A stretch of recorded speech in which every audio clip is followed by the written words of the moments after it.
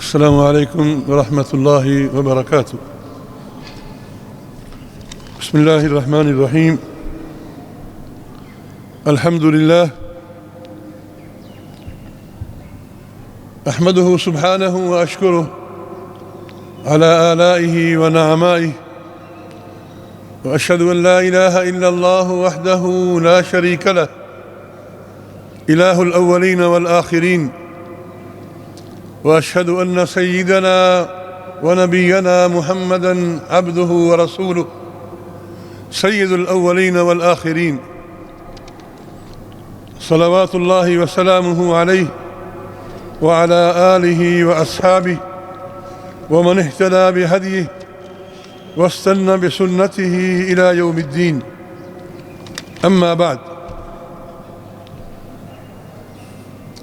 يقول الله سبحانه وتعالى في محكم تنزيله: إنا لننصر رسلنا والذين آمنوا في الحياة الدنيا ويوم يقوم الأشهاد.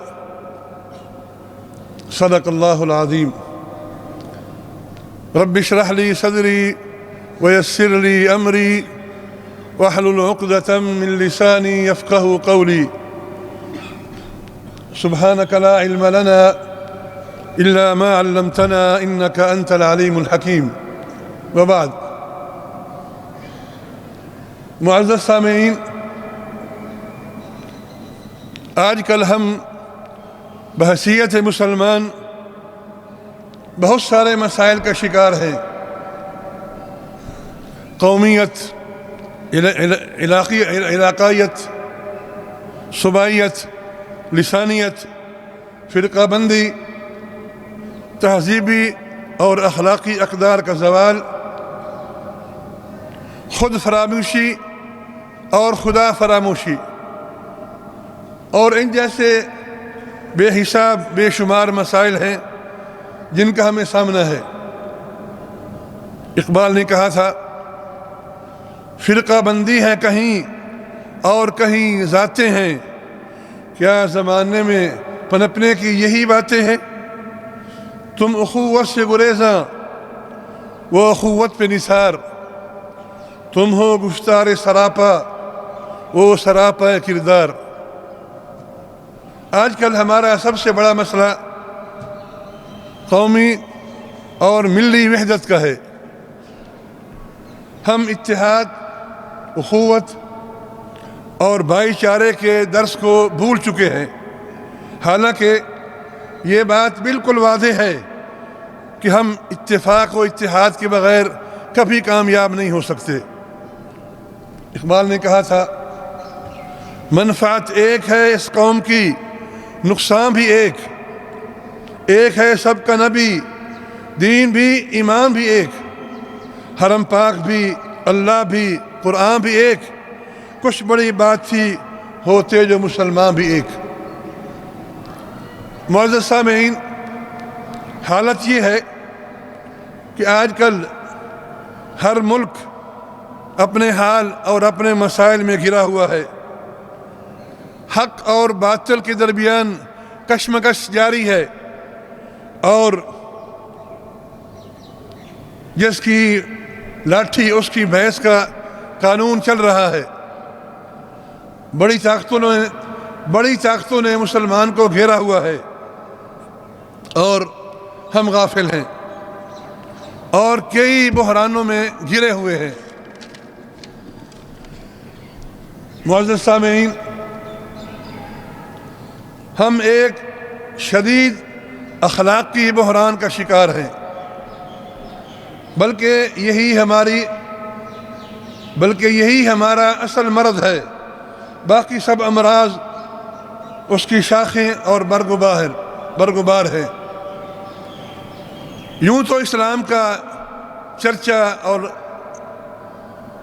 غلغلہ بہت ہے، عبادات کا اہتمام بھی ہے، اسلامی انقلاب کے نعرے بھی گونج رہے ہیں، لیکن معاملات کی دنیا میں اخلاق کا اخراج کچھ اس طرح ہوا ہے کہ یہ شے عملی طور پر دنیا میں معدوم ہو رہی ہے. رہ گئی رسم اذاں روح بلالی نہ رہی۔ معزز سامعین، قرآن کریم صرف عبادات پر زور نہیں دیتا، بلکہ اخلاق و آداب قرآن کے اہم مضامین میں سے ہیں۔ عبادات پر دین مکمل نہیں ہوتا، دین اخلاق پر مکمل ہوتا ہے۔ آقا دو جہان کا فرمان ہے صلی اللہ علیہ وسلم، انما بعثت لاتمم مکارم الاخلاق۔ معزز سامعین، مسلم معاشرے میں اخلاق کی روح کو ہمارے علماء اور صوفیاء نے ہمیشہ زندہ رکھا، اور زوال و انحطاط کے بدترین دور میں بھی اسے مرنے نہیں دیا۔ ہم اسی کے سہارے مر کے زندہ ہوتے رہے۔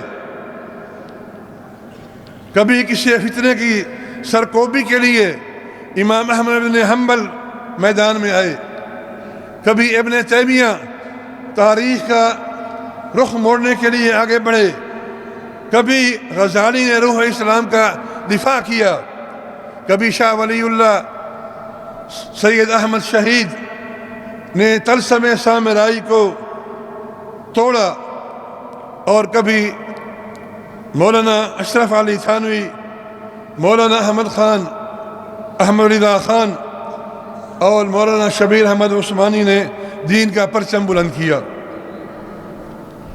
آج یہی متاع عزیز گم ہو کر رہ گئی ہے، اور یہ جس نسبت سے گم ہوئی ہے اسی نسبت سے ہم اضمحلال، زوال اور انحطاط کی پختی میں جا گرے ہیں، جس کا نتیجہ معاشی بدحالی، مہنگائی کا عذاب، قومی رعب و وقار کا خاتمہ اور امن و امان کی فقدان کی شکل میں ہم پر مسلط ہوا ہے۔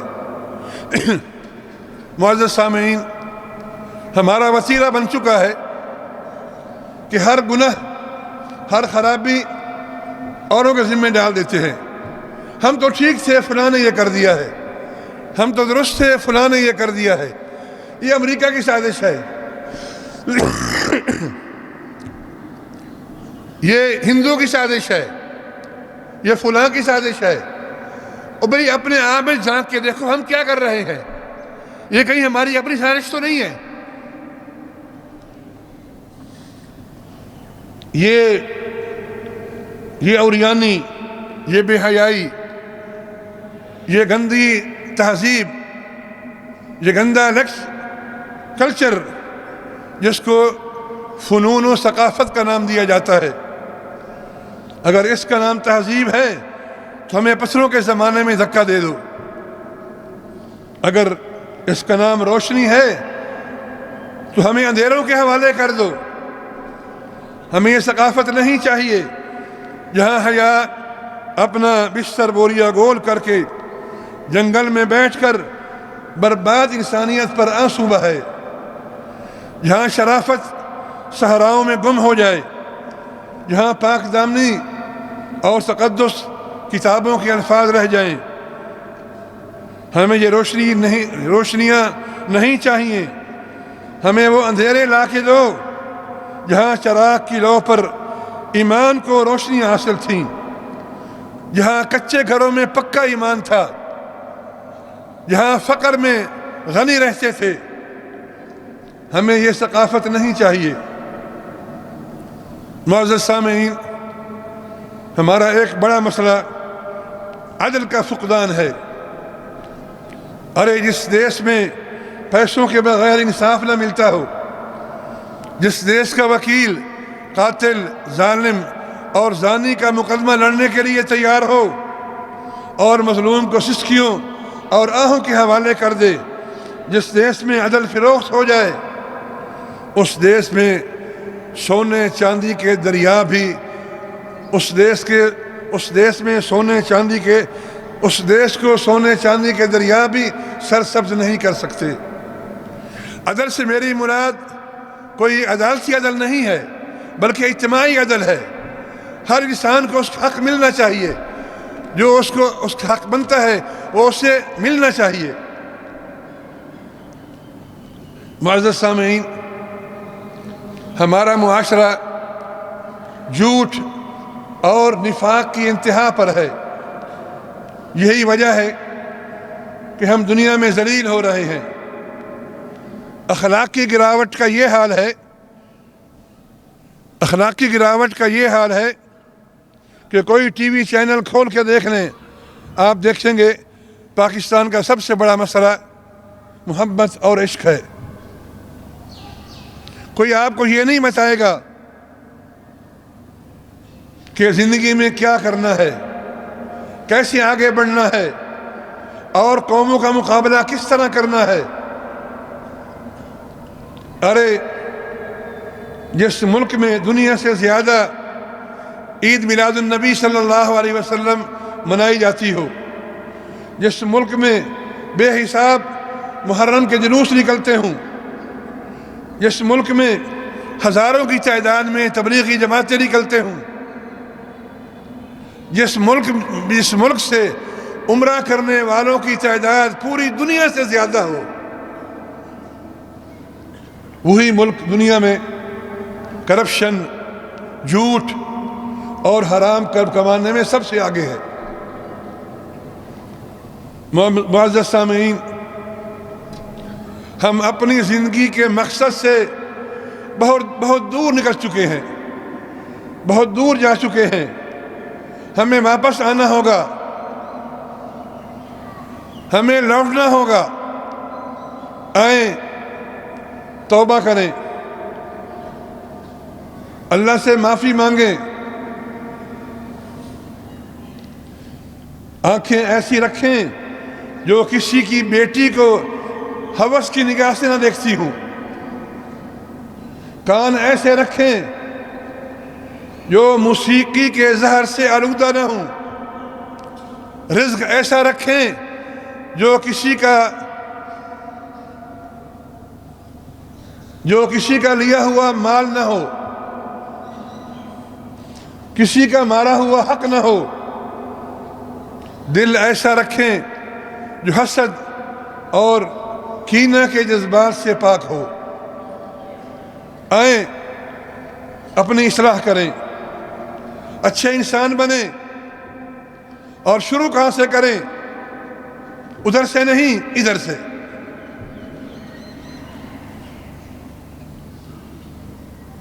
اللہ فرماتا ہے وَأُمِرْتُ أَنْ أَكُونَ أَوَّلَ الْمُسْلِمِينَ وَفِي أَنفُسِكُمْ أَفَلَا تُبْصِرُونَ۔ مجھے اچھا بننے کے لیے کسی قانون کی ضرورت نہیں ہے۔ پھر دیکھیں رخ کیسے بدلتی ہے، حالات کیسے ٹھیک ہوتے ہیں، بہار کیسے آتی ہے۔ اپنی زندگی کو اصل مقصد کی طرف لے کے آئیں۔ اللہ تعالیٰ کی مدد اور نصرت آپ کے ساتھ ہوگی۔ اللہ تعالیٰ آسانیاں پیدا فرمائے گا۔ جب یہ دل کا جو اندر والا ٹکڑا ہے نا، یہ ٹھیک ہو جائے، درست ہو جائے۔ حضور کا ارشاد گرامی ہے ان فی الجسد مضغہ، جسم کے اندر ایک لوتھڑا ہے گوشت کا، اذا صلحت صلح الجسد کلہ، جب یہ ٹھیک ہو جائے تو پورا جسم ٹھیک ہو جاتا ہے۔ وَإِذَا فَسَدَتْ فَسَدَ الْجَسَدُ كُلُّهُ، اور جب یہ خراب ہو جائے تو پورا جسم خراب ہو جاتا ہے۔ پھر فرمایا الا وهو القلب وهي القلب، یاد رکھو یہ دل ہے۔ تو میں عرض یہ کر رہا تھا کہ ہم اپنی زندگی کے مقصد سے بہت دور جا چکے ہیں۔ ہمیں لوٹنا ہوگا، ہمیں توبہ کرنی ہوگی، ہمیں اپنے آپ کو ٹھیک کرنا ہوگا۔ اور میں نے کہا کہ اس کے لیے کسی قانون کی ضرورت نہیں ہے۔ آپ شروع کریں، مگر ادھر سے نہیں، ادھر سے۔ لوگ کہتے ہیں جی فلاں نہیں ٹھیک ہو رہا، فلاں نہیں۔ بھئی آپ کے ہو گئے ہیں، آپ نے کیا کیا؟ پہلے آپ اپنے آپ کو تیار کر کے نمونہ پیش کریں، اخلاق میں، دینداری میں، جب آپ ایک نمونہ بنیں گے تو اللہ تعالیٰ اس نمونے کی وجہ سے اوروں کے لیے بھی یہ راستہ آسان فرمائے گا۔ معزز سامعین، یاد رکھیں